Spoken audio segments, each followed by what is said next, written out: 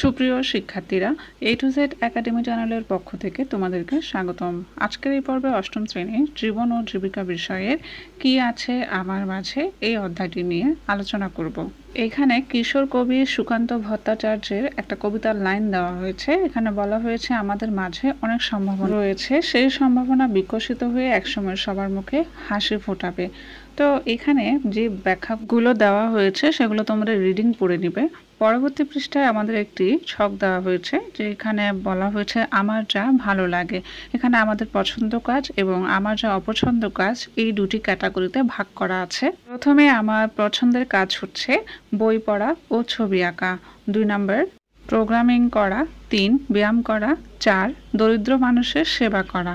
এরপর দেখব আমার যা অপছন্দ, 1 হচ্ছে প্রতারণা করা, 2 মিথ্যা কথা বলা, 3 অন্যকে ঠকানো, 4 নিজেকে বড় করে দেখা। এরপর আমার আগ্রহ, সামর্থ্য ও মূল্যবোধ নিয়ে এখানে একটা প্যাসেজ দেওয়া আছে। তো এগুলো তোমরা রিডিং করে নিবে।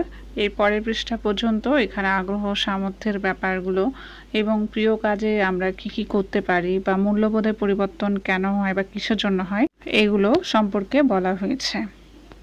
এই ছিল আজকের পর্ব। পরবর্তী ভিডিওগুলো পেতে আমাদের চ্যানেলটি সাবস্ক্রাইব করুন। ধন্যবাদ।